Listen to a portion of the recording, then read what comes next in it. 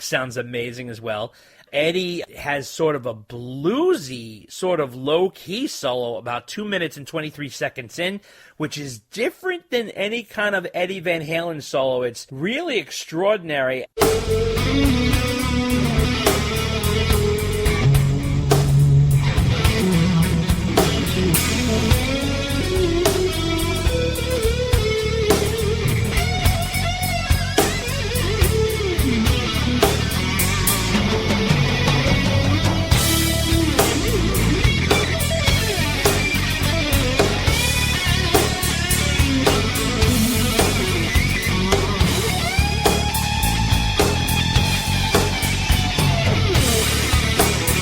And then you get a second solo at about 4 minutes and 29 seconds in where Ed and Al are just going nuts. And they just sound like a big, powerful band.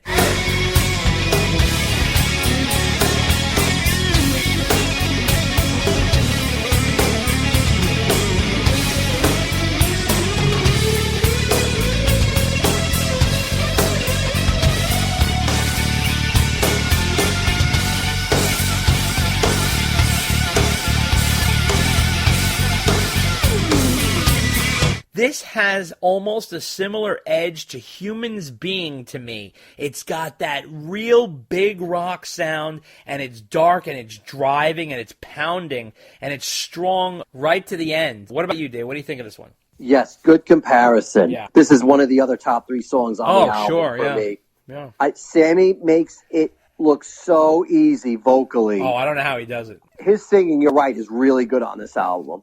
And this is just another example of how he's incredibly underrated. Totally, absolutely. Yeah, no, totally. A second song in a row with the word love in it. Oh, yeah.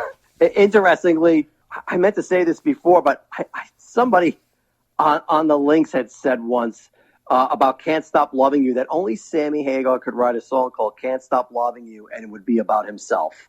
You know, that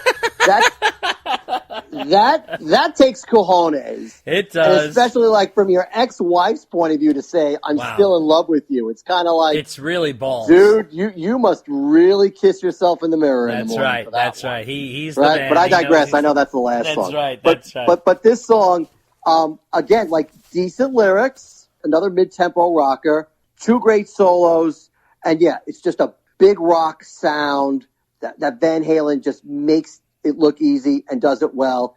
And one of my favorite parts of the song is towards the end when Ed does like this crunchy riff where he's like, chuk, chuk, chuk, chuk, chuk, chuk, yep, you know? yeah, and it's just amazing. like, oh man, yeah, just really good stuff. Yeah. And makes up for the Sunny Shine Pop song that we had just heard. That's right. And they get back to doing what they do really well. Absolutely.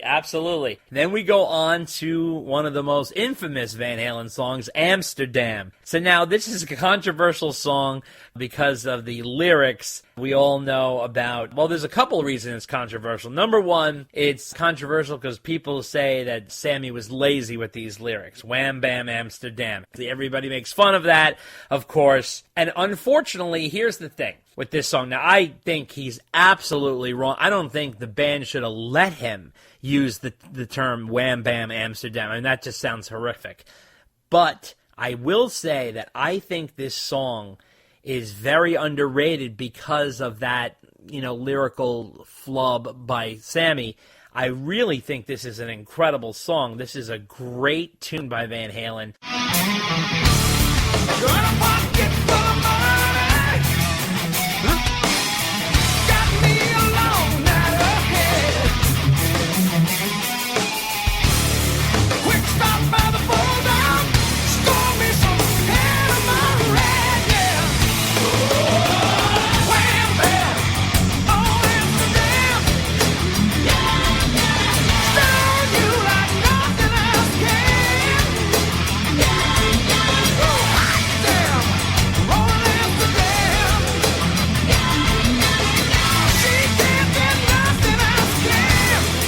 The other reason it's controversial is because he's talking about kind of the dark underbelly of the Dutch city, Amsterdam, and the prostitution, the drugs, the tattoos, sort of like. And then I have a feeling, and I read a little bit about it, I don't know all about it, but I heard that kind of the Van Halen's were a little insulted because they're Dutch, obviously. And Sammy was, I don't know, looking down upon that a little bit. I don't know. But let me tell you something. There is some real sweet Eddie Van Halen soloing about 2 minutes and 26 seconds in, and it goes for about a minute. Wow.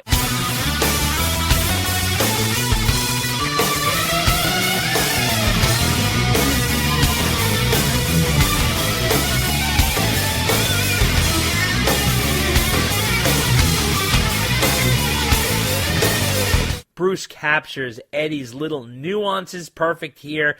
I love the touch of the tambourine in here, which is kind of cool. The video was banned from MTV, and Sammy went in even to re-record some of the lyrics, and MTV still refused to play it.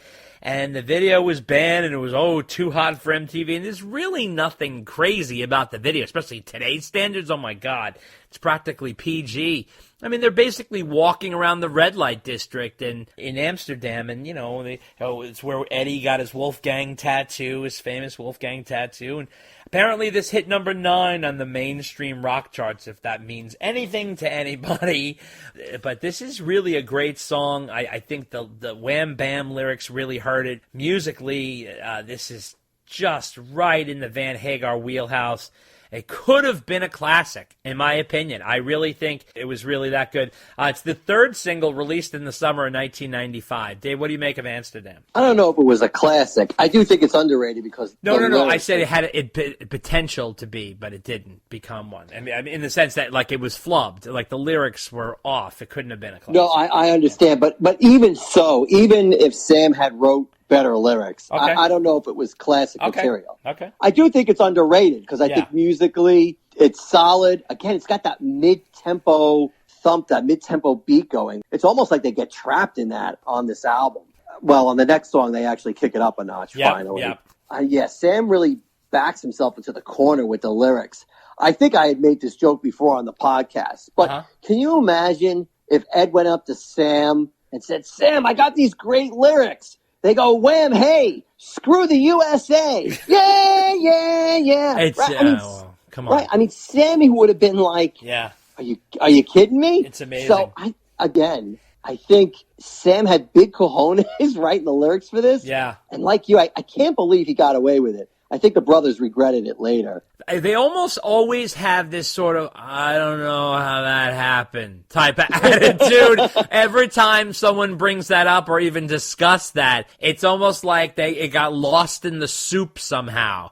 But but here's the thing, like Ed was sober at that time or trying to be sober at that time. So he was more aware of what stuff was going on and the lyrics. So I was just really surprised that it got past the brothers. Yeah, really did. But either way, it's a decent song. Right.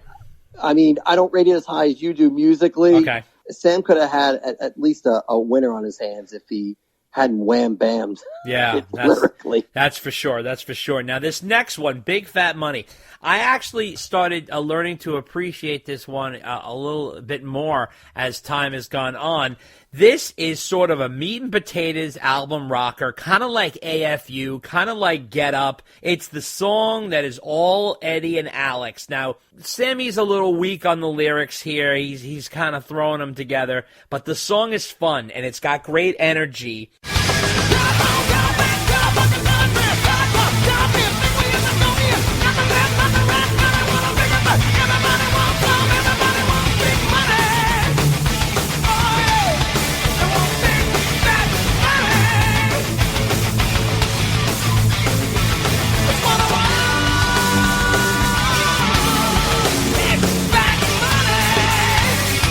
About a minute and 50 seconds in, there's a hot solo. It's almost got a Clapton-esque feel to it, believe it or not.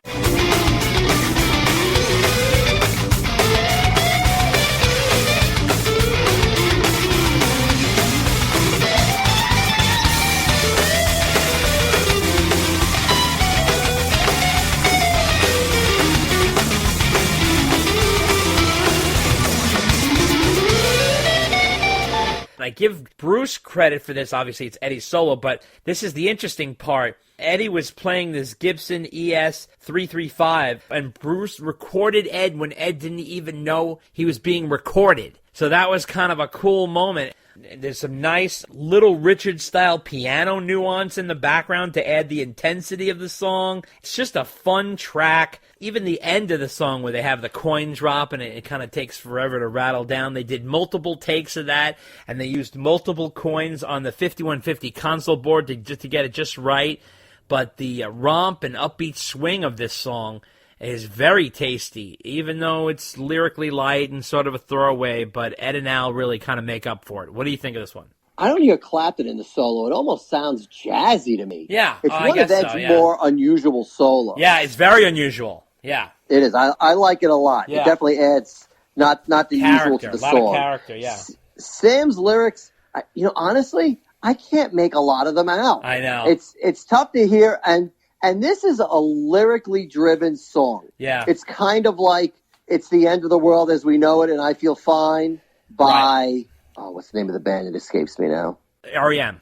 R.E.M., thank you. Or Billy Joel's We Didn't Start the Fire. Right. Like a lyrical heavy song. Like you've really got to make sure people understand the lyrics. Right. And I don't know, maybe it's just because I'm going deaf. But Sam, he rushes through it. It's like he's rushing his way through the song, yeah. I feel like it's that way, and to have so many lyrics in there and do that, it defeats the purpose. Totally.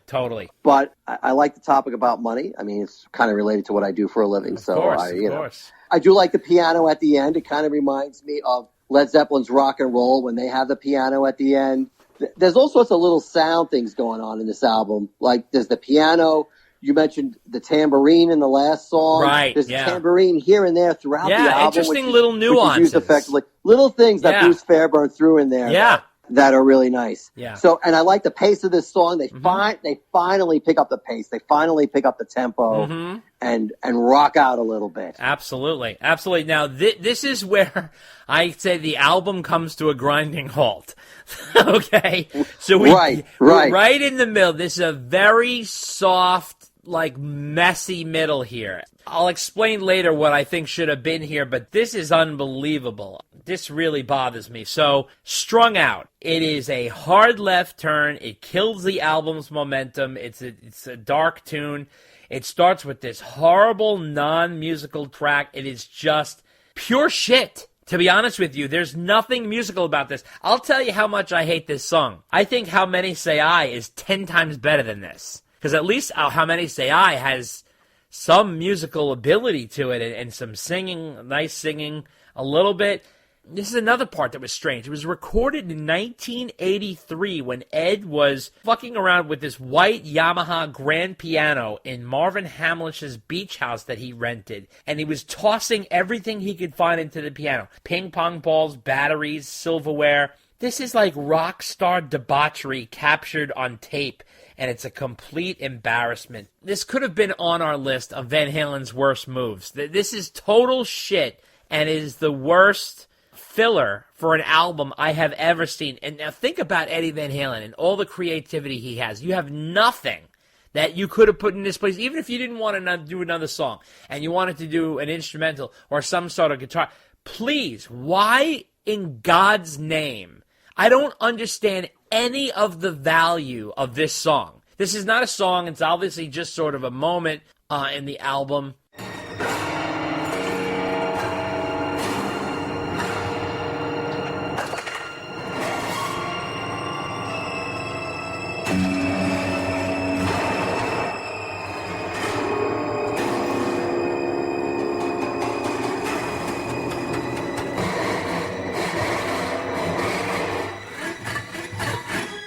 It is literally the worst track I've ever seen included on an album in my life. Like, why is this here? What is the reason for it? What is the reason for its placement? It drives me mad. What do you think? So you're saying you don't like it? I don't like it. So, interestingly, when I was listening to the album to refresh myself for this podcast, I had my daughter in the car with me at the time. Okay. And so this song comes on, and, 30 seconds into it, she's like, what is this? And I'm like, a song we're skipping. Yeah, You know? exactly.